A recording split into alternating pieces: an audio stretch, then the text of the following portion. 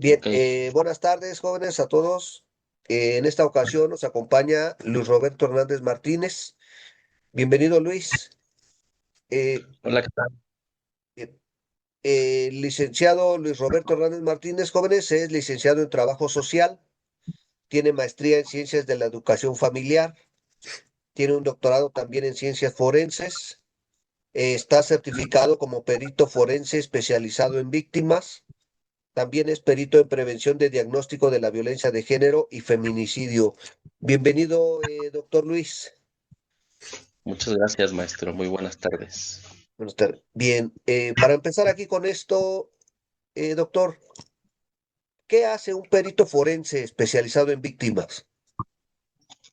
Pues bueno, un perito forense especializado en víctimas normalmente es un profesionista en las áreas de psicología o de trabajo social y nuestra función se aboca en poder identificar cuáles son las afectaciones que se tienen como consecuencia del delito o de aquellos hechos que pues generen condiciones victimizantes, ¿no? En las personas, tanto en víctimas primarias como en víctimas secundarias, pues la intención es que podamos contar con elementos, tanto que permitan identificar el daño moral como el daño material que surge como consecuencia directa del delito. Bien, en este caso, doctor, bueno,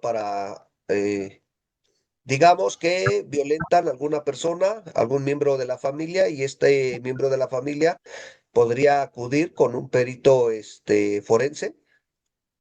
Es correcto, va a depender un poquito de las características del delito y de específicamente lo que se busque en relación específicamente a los procedimientos penales, ya que el daño moral en términos pues jurídicos se traduce en cuestiones que tienen que ver con la afectación emocional, no con algo que nosotros conocemos como síndrome de estrés postraumático.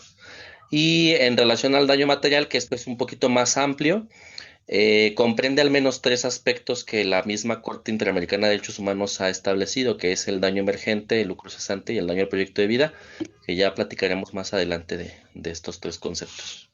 Vale, bien. En este caso, quiero entender, doctor, que una persona si es violentada va a levantar su denuncia eh, y pues esta es la razón por la que ocupa un peritaje. Es correcto, esto puede funcionar en varias etapas del procedimiento. Porque como lo comentaba yo hace un momentito, a depender mucho de lo que se busque, ¿no? Habrá, por ejemplo, intervenciones en materia de identificación del daño emocional que tienen la intención de acreditar el delito en una etapa de integración de la carpeta de investigación o una etapa inicial. Pero ya para etapa intermedia en juicio o para etapa de individualización de sanciones, el enfoque que tienen estas intervenciones es el enfoque en tanto a lo que implica la reparación del daño. Porque el artículo 20 constitucional en el apartado C justamente establece como parte de los derechos de las víctimas el derecho a la reparación y entonces con la finalidad de tener elementos objetivos que permitan establecer pues una cantidad, vamos a llamarlo así, económica en relación a la reparación del daño, se solicitan estas intervenciones. En otros procedimientos, por ejemplo, si es un asunto que tenga la oportunidad o la posibilidad de llevarse a través de un procedimiento abreviado o en su defecto un acuerdo reparatorio, pues de igual manera, ¿no? Estas son herramientas que de manera objetiva van a presentar pues el daño o las dimensiones del daño que se han generado para que la autoridad competente pueda tener pues indicadores que le permitan solicitar la reparación del daño. Sí, muy importante, doctor, esto porque a veces las personas que son violentadas o pues, en este caso las víctimas llegan a denunciar, pero no saben qué denunciar y bueno, el Ministerio Público como órgano investigador muchas veces no hace un buen trabajo y con un peritaje, bueno, pues se les puede presionar de esta manera a que se les repare el daño, sobre todo, ¿no? Bien, doctor, ¿qué es un dictamen en materia de reparación del daño? Estos son estudios que tienen la pues intención de identificar cómo el delito impacta de manera directa en el patrimonio familiar, en la vida escolar, educativa, cultural, comunitaria, ¿no? Es decir, permite establecer indicadores justamente que nos permitan identificar las afectaciones que se tienen, ¿no? Pensemos, por ejemplo, en el delito de homicidio, ¿no? Cuando hay un delito de homicidio, pues el primer derecho que se ve violentado es el derecho humano a la vida, ¿no? Que es un derecho humano fundamental. Y de entrada, bueno, pues es importante conocer los indicadores que permitan establecer las afectaciones a esa vida truncada, pero también en relación a la familia de la persona que muere como consecuencia del delito, pues hay ciertos impactos, ¿no? Desde, pues a lo mejor tener que pagar un gasto funerario, Sí, sí. a lo mejor dejar de percibir un patrimonio, porque a lo mejor la persona era el proveedor económico del sistema familiar, entre otros aspectos, ¿no? Entonces, el estudio de reparación del daño o el dictamen en materia de reparación del daño busca justamente que bajo los lineamientos del apartado C del artículo 20 constitucional, se puedan tener, o podamos contar con indicadores que permitan a la autoridad competente, ya sea agente del Ministerio Público, si se llevara a cabo, por ejemplo, por un acuerdo reparatorio o ante el mismo juez, que pueda tener elementos para tener una dimensión de qué cantidad podría ser acorde al tema de la reparación del daño, que esto realmente no es tan viejito, ¿no? O sea, por eso muchas veces, como tú lo comentas, maestro, no las víctimas muchas veces no saben cuál es el objetivo del sistema penal, ¿no? Del proceso o del Sí, sí, procedimiento sí. penal. Y en el sistema tradicional, ¿no? Que llevamos hasta el 2016, pues parecía ser que el único fin era sancionar al responsable y con ello como tener un pequeño acercamiento al concepto de justicia. Pero justamente con todas las reformas que hubo en materia legislativa en aquel entonces, hace ya 10 años, pues se les da voz y voto a las víctimas, porque se quedaban Bien. pues sin nada, ¿no? O sea, se quedaban desgastadas por el delito, pero además desgastadas por todo el procedimiento penal.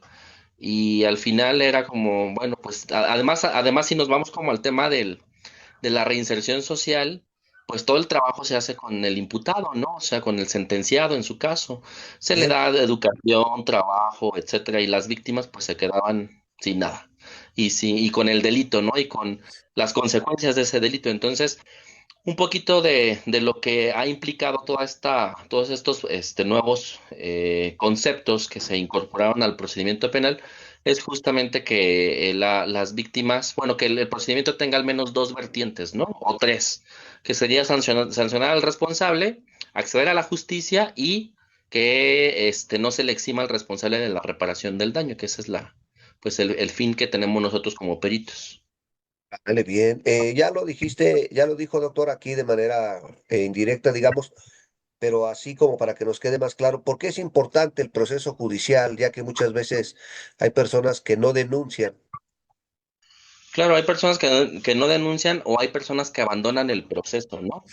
Y Bien, esto tiene pues repercusiones, digo, evidentemente va a depender mucho del Código Penal, pero el Código Nacional de Procedimientos Penales sí establece como algunas circunstancias que se suscitan cuando se abandona el procedimiento penal, ¿no? En el caso del abandono, por ejemplo, en algunos delitos, pues al no haber víctima denunciante, pues el imputado se va libre.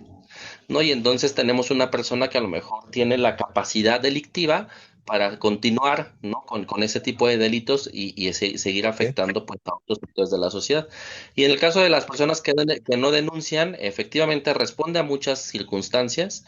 Sin embargo, pues lo que fomenta evidentemente es la comisión delictiva y por otro lado el tema de la impunidad, ¿no? Que también es un tema que surge como de mucha crítica a las instituciones de procuración de justicia, pero que realmente el acceso a la justicia no depende de la institución al 100%, sino de la participación activa de las víctimas dentro de estos procedimientos.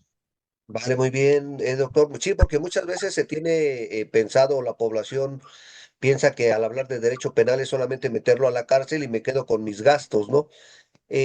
En este caso, doctor, ¿qué sería o qué es un daño emergente y qué tipo de gastos podemos acreditar si queremos la reparación del daño?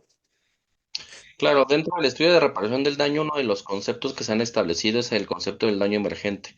Y esto lo podemos encontrar en términos de lo que establece la Corte Interamericana de Derechos Humanos en la sentencia de Benavides contra Perú y Tamayo contra Perú, que son dos sentencias muy interesantes que justamente buscaron la restitución de los derechos que le fueron violentados a las víctimas, ¿no? Y con esta búsqueda de la restitución se crean estos conceptos como lo es el daño emergente. El daño emergente hace alusión a todos los gastos económicos que surgen como consecuencia directa del delito. Es decir, todos aquellos gastos emergentes, valga la redundancia, que surgen como consecuencia directa, ¿no? Es decir, si una persona, por ejemplo, es lesionada, pues la persona tiene que pagar un médico, a lo mejor un médico especialista, una cirugía, medicamentos, tiene gastos de Sí, sí, transporte, sí, tiene que pagar una rehabilitación, una terapia psicológica, ¿no? Si pensemos en un robo, por ejemplo, pues de igual manera, el delito del robo no nada más implica la pérdida del patrimonio o que es sustraído, sino también las consecuencias que surgen de eso. A lo mejor, pues la víctima tiene la necesidad de contratar un abogado y eso genera sí, honorarios, ¿no? sí. Entonces, evidentemente, este tipo de conceptos constituyen el daño emergente. Todo lo que implique gastos que tengan una relación directa con el delito van a constituir el daño emergente. Bien, doctor, muy claro. También por ahí hemos escuchado algo del lucro cesante. ¿Qué es el lucro cesante y cómo se calcula lo que la víctima deja de percibir? Claro, el lucro cesante es un poquito más complejo porque va a depender mucho del delito, ¿no? De las características del delito. Pero también en términos de estas dos sentencias, de lo que ha establecido la Corte Interamericana, el lucro cesante hace alusión a las pérdidas económicas, pérdidas patrimoniales o falta de oportunidades que surgen como consecuencia del delito. Pensemos en una persona, por ejemplo, que es lesionada y que tarda de 6 a 12 meses en recuperarse, pues es una persona que de 6 a 12 meses no puede incorporarse al 100% a su actividad laboral. Y que en el mejor de los casos o en la mejor de las suertes es una persona que a lo mejor cuenta con seguridad social, pero al no tratarse de un riesgo de trabajo, pues no sé, por ejemplo, la ley del seguro social pues establece que solo se le pagará el 60% sobre su sueldo, ¿no? Entonces hay una pérdida del 40% sobre el sueldo total. Y esa es la parte que se calcula en el lucro cesante, justamente esto que se deja de percibir, ¿no? O una persona que no cuenta con seguridad social, ¿no? Y que no está adscrita a alguna derechohabiencia, que a lo mejor pensemos que es una persona que se dedica al comercio informal y que se ve imposibilitada para desempeñar su trabajo como consecuencia del delito durante 6 meses, pues lo que podemos hacer ahí son cálculos que estén relacionados con sus ingresos y su patrimonio en relación pues a todo este tiempo que ha dejado de percibir, ¿no? Esa cantidad económica. Entonces, el lucro cesante va más justamente encaminado a esta falta de oportunidades que se ve truncada como consecuencia directa del delito y que muchas veces se traduce pues en la pérdida del empleo o en la pérdida de la capacidad para llevar a cabo nuestra actividad laboral, que efectivamente pues representa un daño al patrimonio, ¿no?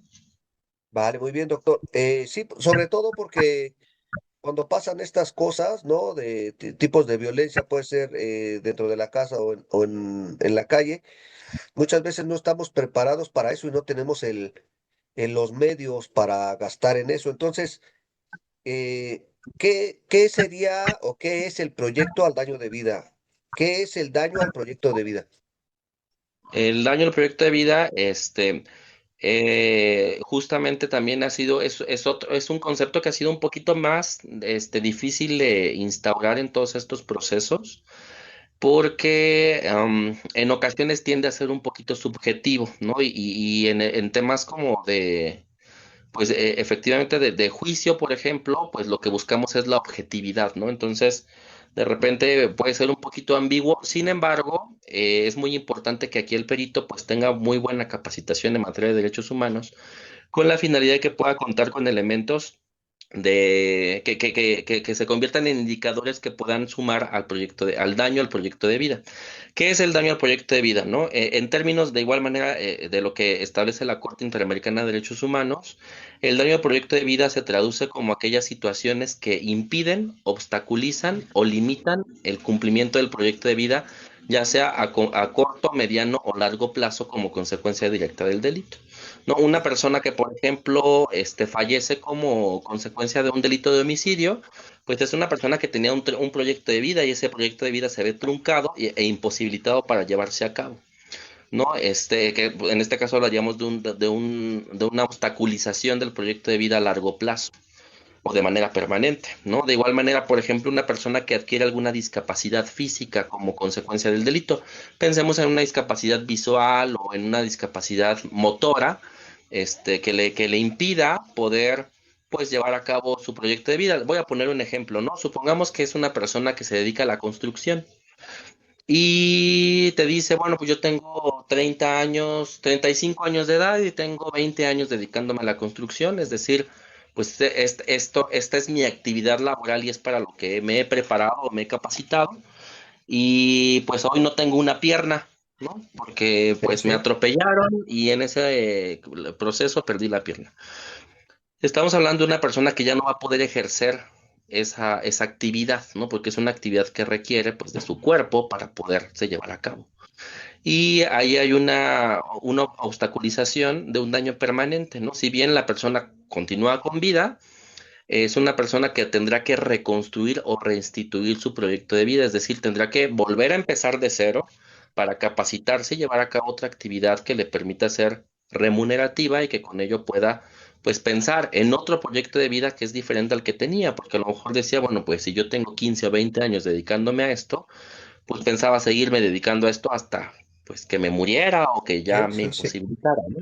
Sin embargo, el delito cuando genera una situación particularmente que daña estos planes que tenemos para nuestro proyecto de vida, pues es algo que tiene que ser cuantificable o que tiene que ser indemnizable, ¿no?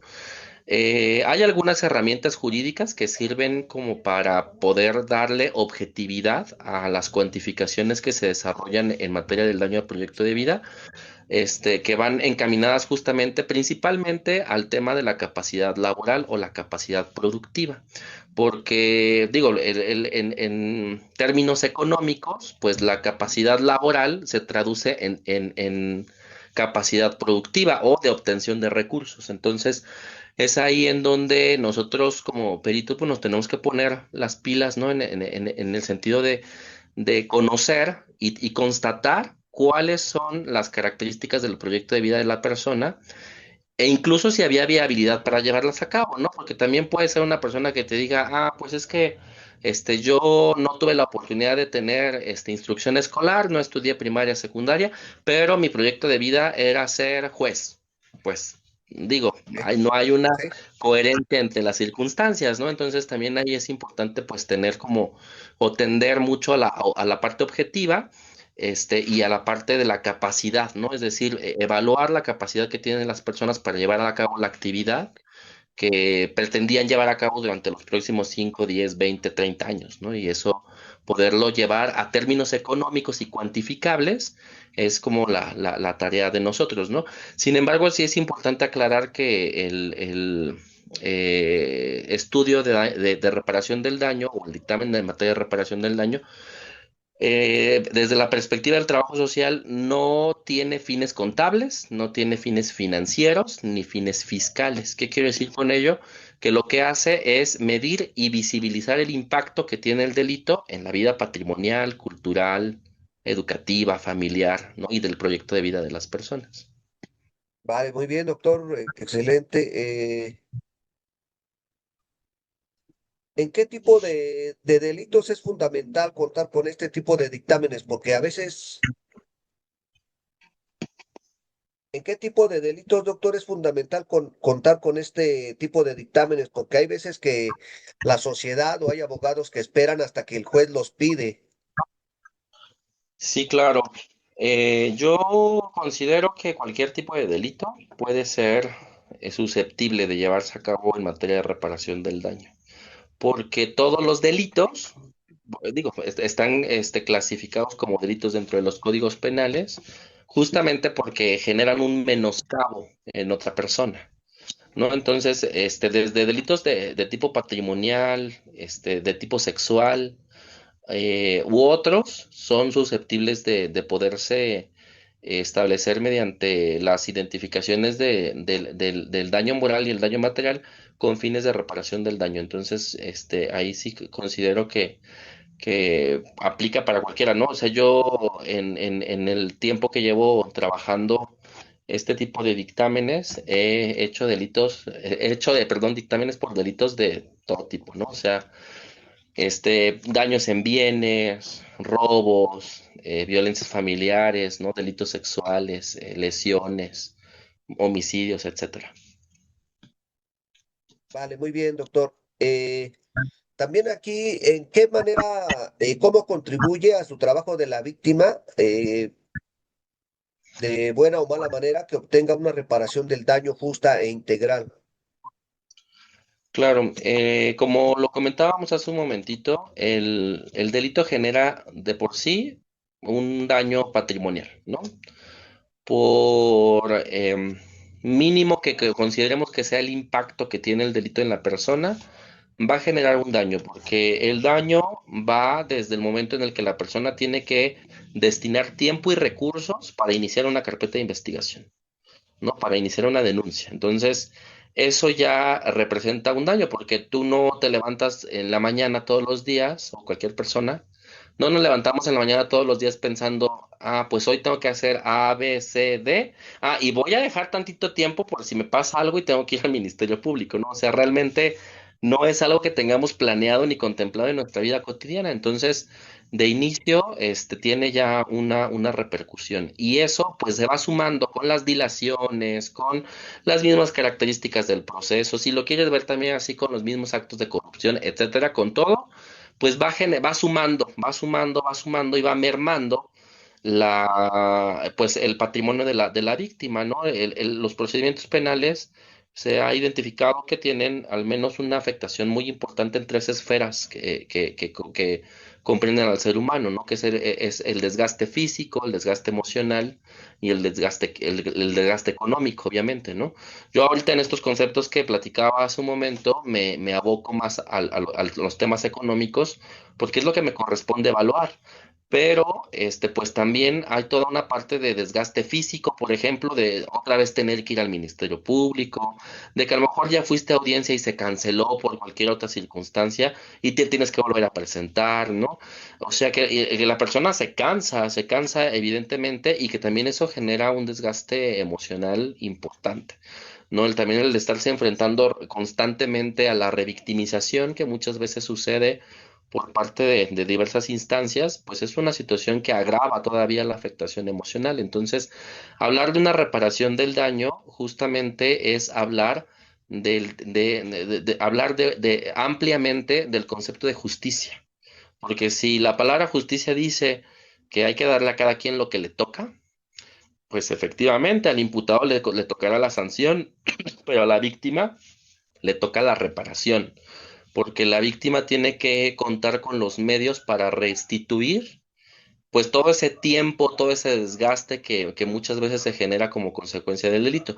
Evidentemente hay cuestiones que son completamente imposibles de restituir, ¿no? Pensemos pues en un homicidio, pues no podemos revivir a la persona, ¿no? Porque la reparación del daño, el concepto es tan amplio y tan complejo que incluso dice que la reparación del daño implica volver las cosas a como estaban antes de que sucediera el delito. Y entonces, yo como estaba antes de que sucediera el delito, pues yo no tenía estrés postraumático, yo podía dormir bien, yo podía comer bien, podía trabajar, ¿no? Mi familiar vivía, etcétera, ¿no? Como todas estas dimensiones merecen por justicia una reparación.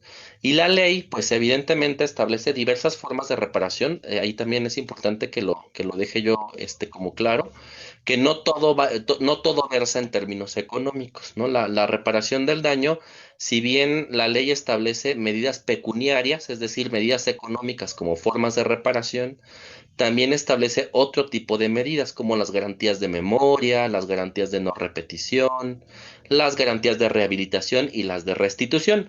Yo me aboco más desde lo que me corresponde profesionalmente como trabajador social, me aboco más justamente a a las garantías de reparación y en algunos casos a las de restitución cuando esto es posible.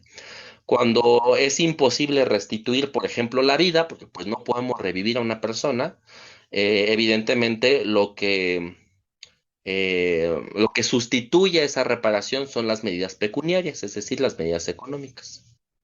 Entonces, la reparación evidentemente contribuye a la reconstitución no solamente del patrimonio de las personas que han sido víctimas del delito, sino también a a la reconstrucción o, o a retomar sus proyectos de vida, ¿no? Que ese es lo ideal. Vale, muy bien, doctor. Sí, sobre todo llevar una guía, tener esa certeza jurídica de que llevamos una guía válida, ¿no? ¿Qué puede suceder si una víctima no cuenta con un dictamen pericial adecuado, doctor? Claro, ¿qué puede suceder? Bueno, es importante que mencione yo que nuestros dictámenes no son determinantes, ¿no? Realmente quien toma la decisión respecto a la reparación del daño es la autoridad judicial. Sin embargo, en asuntos en donde no existen este tipo de elementos técnicos profesionales, pues ahora sí que lo diríamos coloquialmente, pues le dan a a la víctima, pues lo que a lo mejor para si yo fuera juez, yo puedo decir, ah, pues que le den 2 pesos, pues para mí eso es Sí, sí. correcto, ¿no? Es decir, se puede llevar a cabo una reparación subjetiva y no objetiva, ¿no? Una reparación que no tome en cuenta las dimensiones que se vieron afectadas como consecuencia del delito. Incluso los códigos penales establecen algunas medidas para algunos delitos, ¿no? O sea, dicen, ah, bueno, para tal delito son tantas unidades de medida, ¿no? Como parte de la reparación. Sin embargo, a veces nos hemos dado cuenta en la experiencia que eso no siempre es equitativo en relación al daño que se causa, ¿no? Vamos a poner solo como un ejemplo, ¿no? Y me lo estoy inventando porque ahorita no me acuerdo bien, pero vamos a suponer que en un estado el Código Penal dice que para un delito de violación, por ejemplo, la reparación del daño son 10,000 pesos, ¿no? Y uno puede decir, ah, pues 10,000 pesos, ¿no? Pero a lo mejor habrá víctimas que tuvieron un daño que se pueda cuantificar en 10,000 pesos y habrá otras que el mismo delito se pueda cuantificar en 100,000, 200,000, 300,000. O sea, que va a depender de muchas cosas, ¿no? Incluso de de la situación cultural.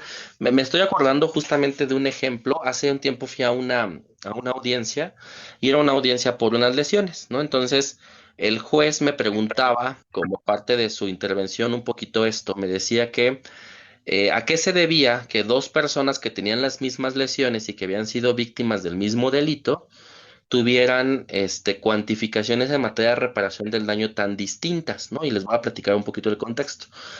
Son dos personas que los dos chicos iban cada uno en sus motocicletas y son arrollados por un tráiler en una carretera. Entonces, los dos tienen fractura de pelvis y fractura de tibia y peroné, ¿no? O sea, prácticamente quedaron igualitos. Y una reparación la establecimos, no recuerdo bien el dato, pero vamos a suponer que en 1,000,000 de pesos y la otra en 500,000 pesos, ¿no? Entonces, pues lo que me decía el juez era eso, ¿cómo es posible que dos personas que estuvieron en el mismo hecho, que tienen las mismas lesiones, sea 1,000,000 y otra sean 500,000 pesos? Y pues yo contesté con mucha practicidad, ¿no? Porque simple y sencillamente contesté, no es lo mismo atenderte en el IMSS que atenderte en el Hospital Ángeles, ¿no? Que esas eran las circunstancias de ambas Sí, víctimas. exactamente. Uno tenía la capacidad económica para atenderse en el Ángeles y el otro no la tenía y se tuvo que atender en donde pudo, ¿no? Entonces, no, ni siquiera era en el IMSS, era en una institución, en otra institución pública. Entonces, efectivamente, pues la dimensión del daño demostrable es diferente, aunque hayan sido la misma circunstancia. Vale, muy bien, doctor. ¿Qué metodología se utiliza para elaborar un dictamen pericial sólido y válido ante los tribunales? Porque ya ve que hay algunos peritos que han ofrecido sus dictámenes y a veces el Poder Judicial los rechaza. Sí, claro. Yo lo que he percibido, que muchas veces esta parte como de desestimar este tipo de intervenciones, tienen que ver efectivamente con el uso de la metodología. Yo lo mencioné hace un ratito y siempre lo menciono en audiencia cuando me preguntan qué metodología utilizó. Lo primero que digo es, desde la perspectiva de trabajo social, mi estudio o mi dictamen no tiene fines contables, financieros ni fiscales. Porque a veces se confunde y se piensa o se cree que el estudio de trabajo social es igual al estudio de contabilidad, ¿no? Entonces, yo no soy contador público. Yo no soy quien tiene la facultad, tanto pericial como profesional, de, por ejemplo, acreditar o desacreditar documentación para una cuantificación, porque el fin último de mi estudio no es establecer una cuantificación, sino dimensionar el impacto que ha tenido el delito en las diferentes esferas de vida de la víctima. Entonces, la metodología que utilizamos es la metodología propia de trabajo social. Utilizamos el proceso metodológico de atención individualizada, a través de técnicas como la observación, la entrevista, la investigación documental. Y particularmente yo incluyo una metodología socioantropológica que se llama historias de vida. Esta es una metodología que surge en la década de los 70 y que busca justamente resignificar hechos o sucesos vividos por las víctimas en este caso, y que de alguna manera pues evidentemente tienen un significado para sus vidas, ¿no? No, lo mismo pasa, por ejemplo, con el ejemplo que ponía yo hace ratito, lo mismo pasa con las víctimas, a pesar de ser víctimas del mismo delito, no impacta de manera similar, ¿no? Cada uno de nosotros tenemos diferentes percepciones del impacto. Entonces, esta metodología nos ayuda justamente a eh, establecer de manera más objetiva las características cualitativas de las consecuencias del delito. Y incluyo además la regla AMAI, bueno, que es la regla AMAI 2018, que tiene su última actualización del año 2025, que es una regla que clasifica a los hogares mexicanos en 7 estatus socioeconómicos. Entonces, para mí es muy importante conocer cuál es el estilo de vida de las personas para justamente poder establecer los indicadores que me permitan medir el impacto que tiene el delito en sus vidas, ¿no? Entonces, por eso es muy importante incluir esta técnica de evaluación socioeconómica. Y pues metodológicamente son como las tres estructuras. Decías Sí, que es del justamente 2018. hablaba yo de los procesos metodológicos de atención individualizada en trabajo social, historias de vida en materia socioantropológica y la regla MAI 2018 que tiene la 18. última actualización del 2021, ¿no? Ahí lo que yo he aprendido, porque eso pues realmente no hay como algo que nos diga aquí debe de ser, más bien uno va aprendiendo en el camino, es que pues cada trabajador social de acuerdo a su formación va como integrando o incorporando criterios metodológicos que pueden ser útiles para este tipo de dictámenes, ¿no? Digo, yo incluyo historias de vida porque pues es parte de mi formación como doctor en ciencias forenses, Ok. parte de lo que implica entender, por ejemplo, la antropología forense, pues es justamente este proceso metodológico. Entonces, va a depender mucho del enfoque profesional que tenga cada trabajador social, pero lo importante es que la metodología nos va a permitir establecer una opinión técnica objetiva, ¿no? Que esa es la intención de cualquier dictamen pericial en cualquier tipo de investigación, ¿no? Que podamos establecer una verdad científica de los hechos y una opinión técnica demostrable, además. Vale, muy bien, doctor.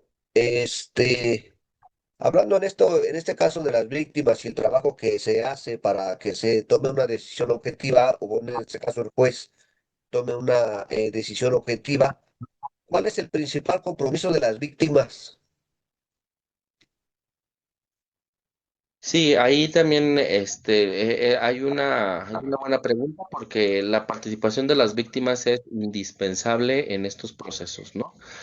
Lastimosamente, y lo digo así porque me parece un proceso revictimizante, que tú como persona que ha sufrido un delito tengas que demostrar además que lo sufriste, ¿no? Pero bueno, pues así funciona aquí y en Sí, muchos sí, lados del sí. mundo, así funciona el sistema penal, ¿no?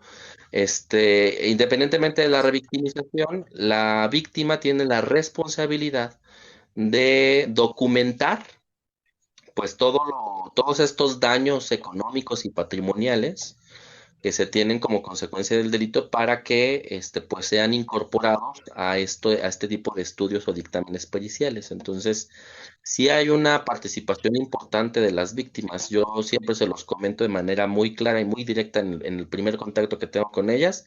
Si yo no tengo documentos, o sea, yo te creo porque trabajo bajo el principio de buena fe, que es uno de los principios rectores del modelo de atención a víctimas, pero pues necesito demostrarlo. O sea, tú me puedes decir, este, no puedo caminar, ¿no? Por ejemplo, o ¿ok? sea, yo, a lo mejor yo te creo, no puedes caminar, pero necesito que me demuestres que no puedes caminar. Y la única forma de hacerlo es que otro profesionista, especialista en esa materia, certifique que no puedes caminar, ¿no? En este caso, un médico, por ejemplo, ¿no? Entonces, sí es muy importante que existan siempre elementos demostrables, ¿no? Porque eso es lo que nos va a permitir darle,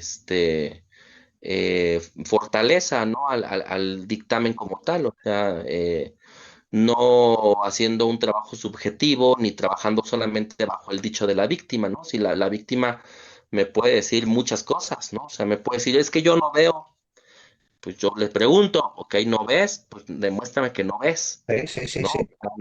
Entonces, eso me pasa muy constantemente, ¿eh? Por eso lo pongo como ejemplos, ¿no?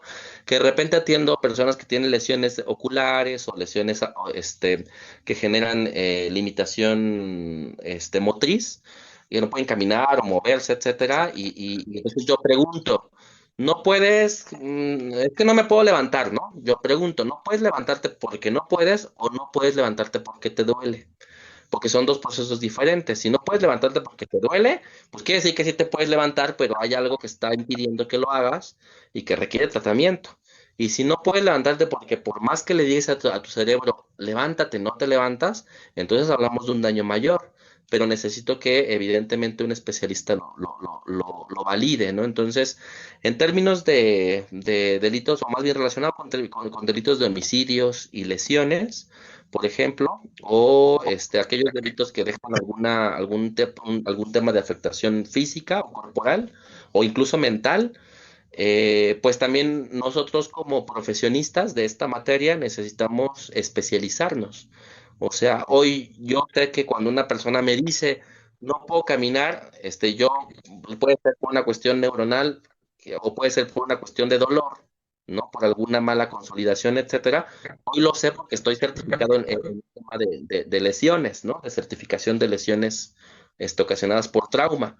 Pero hace 8 años que yo no sabía eso, pues yo decía, bueno, pues sí, ahora ¿qué hacemos, no? O sea, nos ponemos a llorar juntos o ¿qué hacemos, no? Con las víctimas, porque realmente sí requiere de un trabajo de especialización en varias áreas, ¿no? En conocer, pues, cuestiones básicas de medicina, de secuelas, ¿no? La ley federal del trabajo, que es una herramienta importantísima en materia jurídica, que también nos ayuda mucho. O sea, algunos elementos que evidentemente pues uno va aprendiendo en el camino y que te toca reforzarlos porque de otra manera pues tu función se puede invalidar, ¿no? En la intervención en el juzgado. Entonces es muy importante que lleguemos al juzgado con todos los elementos que nos permitan demostrar que existe ese daño, ¿no? Y que ese daño en términos económicos vale eso que vamos a decir, ¿no? Muy bien.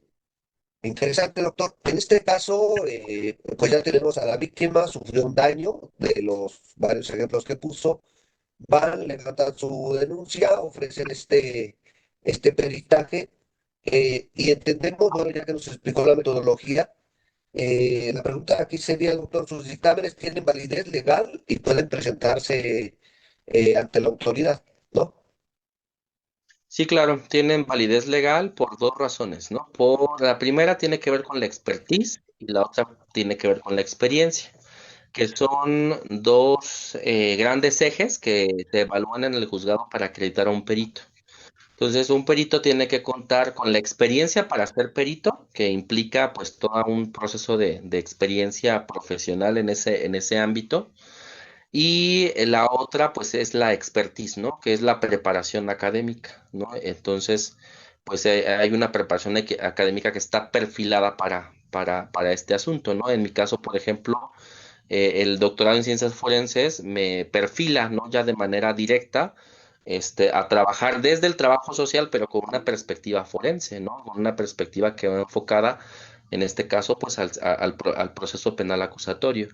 Pero sí, es muy importante considerar que no solamente, o más bien que dentro de estos dos ejes, pues evidentemente la formación profesional de licenciatura, pues te va a abrir la puerta para poder, acreditar que hay una legalidad para hacer utilizado ese documento que tú estás haciendo, en un juzgado, porque no se trata de una opinión personal, se trata de una opinión técnica profesional, es decir, de una opinión que está construida por una metodología y que esa metodología está sentada en una profesión, ¿no? Y que las profesiones, evidentemente, pues utilizamos el método científico para llegar a esas conclusiones. Entonces, ya no hablamos de una subjetividad, hablamos de un trabajo realmente objetivo que deriva de una profesión y que desde ese momento en el que deriva de una profesión o de a quien ejerce esa profesión, pues se convierte en un documento legal, ¿no?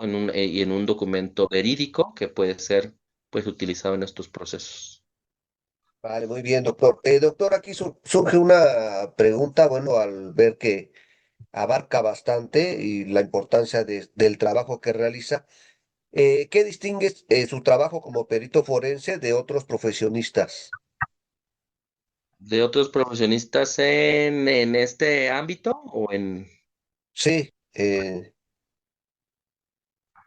Claro, lo que nos puede como definir justamente es el objetivo o el fin último de la intervención, de la intervención del estudio de trabajo social, ¿no? Dentro del procedimiento penal.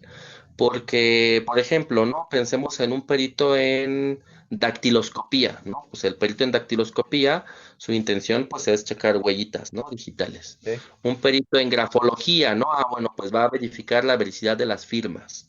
Un perito en tránsito terrestre, ¿no? Va a verificar la los hechos. trayectoria de los hechos, ¿no? Por ejemplo, ¿no? Uno en mecánica de lesiones va a determinar, pues, si las lesiones son viables como la víctima las relató. Y nosotros en específico, o sea, el estudio de trabajo social no evalúa aspectos que funjan como un elemento para acreditar o desacreditar el delito. Nosotros partimos desde la premisa de que el delito existe, de que el delito ya se cometió y que se acreditó por la autoridad competente y que está generando daños, ¿no? Y que esos daños pueden haberse dejado de generar hace un mes o pueden seguirse generando durante los próximos 30 años. Entonces, esa es la parte que nos diferencia de otro tipo de intervenciones. Sí, exactamente, abarca tanto, bueno, abarca demasiado, doctor, ya que, como dice ahí, ¿qué voy a pedir? ¿No? O, por ejemplo, en homicidio, ¿cuánto vale una vida? Una pierna, a lo mejor, en unas lesiones, ¿cuánto es lo que voy a pedir? Y tener este asesoramiento es importante para que la víctima sepa a qué dirigirse o qué es lo que está bien que le paguen o qué es lo que no está bien pagado, ¿no? Bien, al- sí, algo Sí, que... claro. Justamente muchas veces pues se van con lo mínimo, ¿no? Hace un poquito Sí, me, sí, me sí. llegó un asunto donde una chica va en un transporte público, le está como haciendo la parada para que la deje bajar y el señor no se detiene y entonces ella sale volando del transporte público, ¿no? Sí, sí. Y derivado de ello, ella tuvo un severo traumatismo craneoencefálico que generó lesiones graves en el lóbulo derecho del cerebro. Y bueno, pues ese lóbulo está, entre otras funciones, asociado a cuestiones como la cognición, la memoria, etcétera. Estamos hablando de una chica de 18 años. A mí me llega el asunto, estábamos por trabajar justamente un dictamen en materia de reparación del daño con enfoque en el daño al proyecto de vida, que evidentemente, digo, ahorita no tengo como el cálculo certero, pero pues no estamos hablando de una cantidad mínima para la reparación del daño, ¿no? La aseguradora le ofrece a la mamá de la víctima 250,000 pesos y ella con eso se da por reparada. Ok. Cuando yo conozco esta información, pues lo primero que dije fue, pues qué grave error, ¿no? Qué grave error que antes de que se emitiera el dictamen de trabajo social, que seguramente iba a salir 10 veces mayor que eso, se aceptara una reparación por tan poquito dinero que realmente no, pues no va a lograr que la víctima en 20 años cuente con los recursos para seguir atendiendo las consecuencias permanentes que tiene, porque esas secuelas además son irreversibles, ¿no? Entonces, y como estos ejemplos muchos, ¿no? Mucha gente se va con muy poquito, vamos a llamarlo así, con muy poquito dinero, pero no hablamos de si te haces rico, te haces pobre con el tema de la reparación, sino hablamos de las necesidades que tienen que ser cubiertas con esos recursos económicos y que pues evidentemente si tú aceptas una reparación del daño, ya no hay ningún otro medio por el que puedas volver a solicitar otra. O sea, no puedes llegar en 10 años a decir, ah, ya se me acabó lo que me dieron, ahora denme más. Pues no, no, o sea, se te das por reparado, se da por finiquitado el asunto. Entonces, creo que sí es muy importante que se conozca esta información porque muchas veces las víctimas, principalmente yo lo he observado en hechos que tienen que ver con hechos de tránsito, en donde hay aseguradoras de por medio, las aseguradoras pues siempre les van a ofrecer pues la menor cantidad, pero cuando evaluamos los daños y las afectaciones y las secuelas, es cuando dices, no, o sea, no eran 250,000 pesos, ¿no? O sea, a lo mejor eran 2 millones, no sé, o tres, o no sé, ¿no? O sea, no, no es mi intención en este espacio hacer ningún tipo de expectativa económica, porque reitero, pues al final de cuentas yo no decido, ¿no? Yo nada más establezco una opinión técnica. Pero en la experiencia sí puedo decir que esta opinión técnica ha logrado cambiarle la vida a muchas gente, a muchas personas, ¿no? A muchas personas que han confiado en nuestro trabajo y que evidentemente pues ya un juzgador, un ministerio público pueden tener elementos objetivos para decirle, oiga, discúlpeme, señor representante legal de la aseguradora, pero con 250,000 pesos mi víctima, que no va a poder trabajar en toda su vida, no va a vivir toda su vida, ¿no? Entonces necesito que establezcamos una indemnización que sea acorde, porque además así lo establece el Código Nacional de Procedimientos Penales, ¿no? La reparación del daño tiene que ser estrictamente proporcional al daño que se haya causado. Entonces, para que sea estrictamente proporcional, pues se tienen que evaluar esos daños, evidentemente. Bien, sí, exactamente, doctor, como lo dijiste anteriormente, debe de ser justa y proporcional, ¿no? Bien, bien, bien. Doctor, quién puede solicitar sus servicios? Los servicios que nosotros ofrecemos se pueden solicitar bajo diversos medios, ¿no? Puede ser el mismo agente del Ministerio Público quien consciente de esta necesidad, ¿no? En una etapa intermedia de juicio o idealmente en una etapa de individualización de sanciones, pueda solicitar esta herramienta jurídica para establecer y garantizar la reparación del daño, pero también, por ejemplo, si un abogado es asesor jurídico de una víctima, tiene la intención de presentar como coadyuvancia elementos de prueba que ayuden a dimensionar justamente los daños que se han generado como consecuencia del delito, pues también el mismo asesor jurídico lo puede solicitar, ¿no? O sea, la misma víctima a través de su asesor jurídico lo puede promover ante el agente del Ministerio Público y el agente del Ministerio Público tiene la responsabilidad de solicitarlo por escrito, ¿no? O sea, es parte de las funciones que tiene de las funciones y de las facultades que tiene la autoridad ministerial.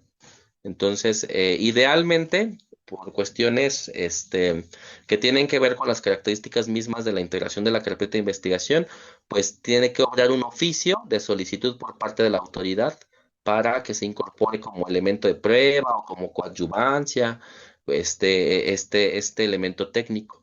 Entonces lo puede hacer la víctima directamente con su asesor jurídico y a su vez el asesor jurídico promoverlo ante el Ministerio Público. Muy bien, doctor. Doctor, ¿dónde lo pueden contactar? Claro que sí, te voy a proporcionar mi correo electrónico, yo creo que por escrito para que no haya errores, pero el correo electrónico es todo con minúsculas, sin espacios, sin acento y con doble O, coordinación.valle con v y doble l, ts, @gmail.com. Y el número telefónico que tenemos de contacto es el 56 45 23 25 63. Vale, muy bien, doctor. Excelente. Acabas de abrir un panorama excelente, doctor, porque muchas veces la víctima solamente, sobre todo en un caso penal, lo único que quiere es a veces no denuncian, a veces van con un abogado, pero a veces el abogado no escoge al mejor perito, ¿no? O aceptan lo que les ofrece la aseguradora o la contraparte, ¿no? En este caso, el que vayan con ustedes es una excelente opción y sobre todo saber que existe, ¿no? Además de que esta parte de trabajo social cada vez está abarcando más, ¿no? En la docencia, en el trabajo penitenciario, en los hospitales, en las escuelas, el trabajo social va creciendo y sobre todo con un profesionista, como en este caso lo es usted, doctor, tiene dos peritajes, tiene doctorado, licenciatura, maestría, una persona muy preparada. Entonces, pues muchas gracias, doctor, por darnos la oportunidad de poder aprender más. ¿Algo más que quisiera decir, doctor? Pues al contrario, únicamente agradecer por el espacio y reiterar que la justicia implica justamente el derecho que tienen las víctimas a la reparación, ¿no? O sea, es un derecho y los derechos son irrenunciables. Entonces, en ese sentido, sí es muy importante que siempre se busque que se garantice en el procedimiento penal la reparación del daño, ¿no? Que yo considero que antes de la sanción al responsable, el elemento más importante de todo el procedimiento penal tendría que ser la reparación del daño. Vale, muy bien, excelente, doctor. Muchas gracias por haber aceptado la invitación. De todos modos, estamos en contacto en futuras invitaciones donde podamos invitar a público para que hagan preguntas directas, ¿no? Más adelante ya lo podremos hacer. Muchas gracias, doctor, por esta ocasión. Sería todo, jóvenes. Muchas gracias por acompañarnos. Hasta Al luego, doctor. contrario, muchísimas gracias. Que tengan muy buena tarde. Hasta luego.